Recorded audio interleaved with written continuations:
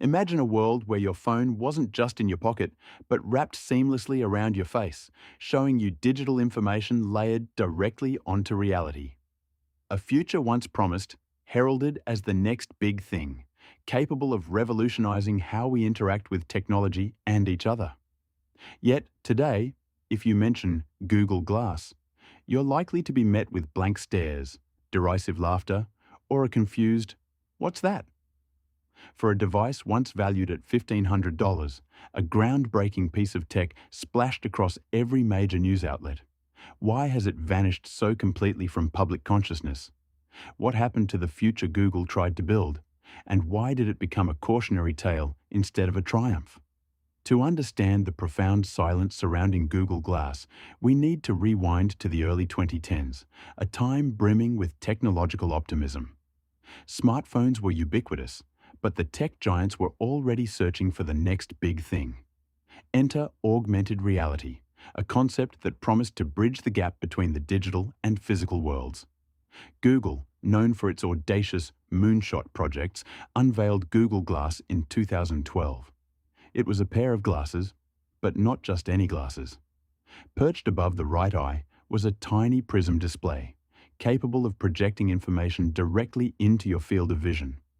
It had a camera, a microphone, and could respond to voice commands like, "Okay, glass, take a picture." The early demos were breathtaking. Imagine walking down the street and seeing directions superimposed onto the pavement, or instantly getting information about a landmark you're looking at. For a moment, it felt like science fiction had truly arrived. The media went wild, heralding it as a paradigm shift. Google founders Sergey Brin and Larry Page were seen sporting them, showcasing their belief in this revolutionary device.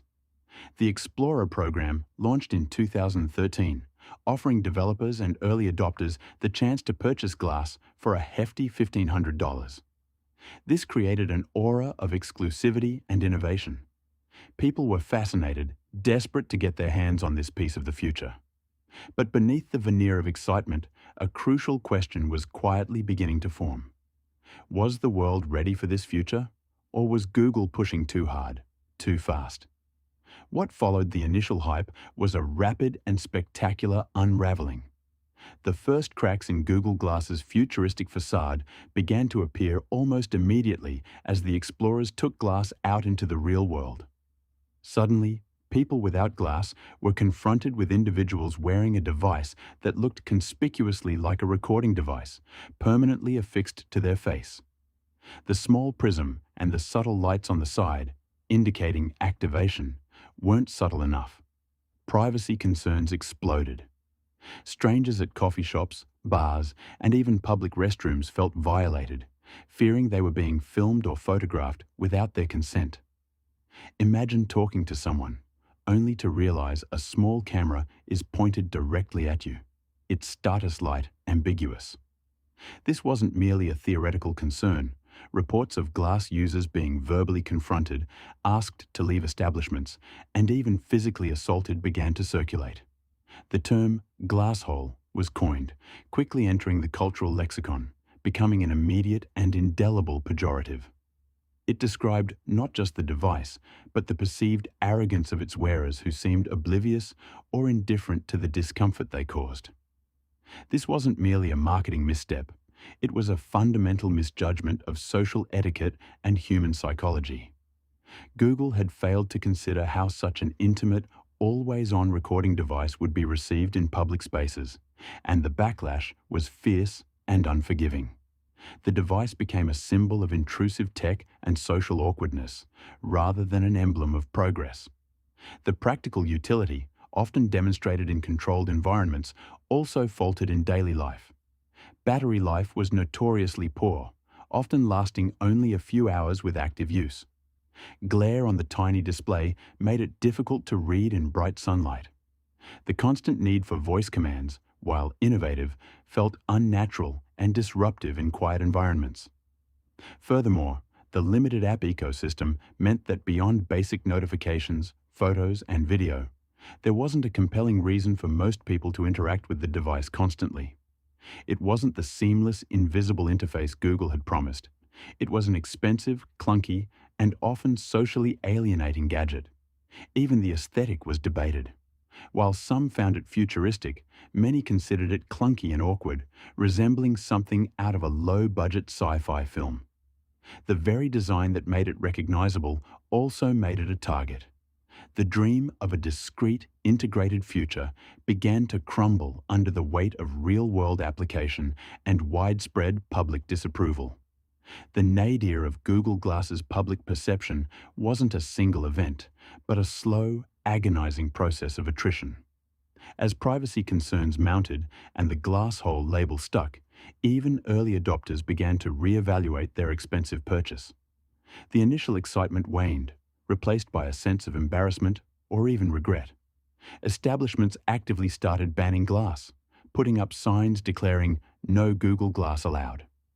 This wasn't just a niche concern, it was a widespread cultural phenomenon impacting the tech's usability and social acceptance. Google, initially bullish, seemed to struggle with how to salvage its ambitious project. They tried to address some of the design criticisms and privacy features, but the damage was already done. The public perception had curdled beyond repair. The final nail in the consumer glass coffin came in January 2015, less than 2 years after the Explorer program began. Google announced they were ceasing production of the Explorer version and ending the program. It wasn't a grand, dramatic pronouncement, but a quiet, almost apologetic concession. The $1,500 device, once hailed as the future, was dead for the general public. The vision of everyday augmented reality, delivered via elegant spectacles, had failed spectacularly. Google's grand experiment became a cautionary tale of hubris, of technological advancement outstripping social readiness, and of the critical importance of understanding human-computer interaction beyond mere functionality. It was a stark reminder that even with unlimited resources and brilliant engineers, some ideas are simply ahead of their time, or perhaps fundamentally flawed in their approach to integrating with human society. The lingering question remained: would this failure deter future attempts at similar technology, or merely serve as a grim lesson? To this day, Google Glass serves as a fascinating case study in failure. While the consumer version was a resounding flop, the story doesn't entirely end there. Google quietly pivoted, rebranding Glass as Glass Enterprise Edition, targeting specific industries like manufacturing, healthcare, and logistics. In these controlled environments, where privacy concerns are mitigated and the utility of hands-free information access is paramount, Glass found a niche. Factory workers could view assembly instructions without juggling tablets. Surgeons could access patient data during operations, and field technicians could receive remote assistance. It proved that the technology itself wasn't inherently bad. Its application and social integration were the problems. This resurrection in the enterprise sector offers a fascinating contrast to its public demise, highlighting the critical role context plays in technological adoption. We may never see a general-purpose, consumer-facing augmented reality device exactly like the original Google Glass again. However, its legacy lives on, both as a cautionary tale for tech companies regarding privacy and social acceptance, and as a foundational stepping stone for future augmented reality development. Companies like Apple, Meta, and others are still investing billions into AR and VR, but they are doing so with a newfound understanding of the lessons learned from Glass. The ghost of Google Glass serves as a constant reminder: innovation without empathy often leads to obsolescence.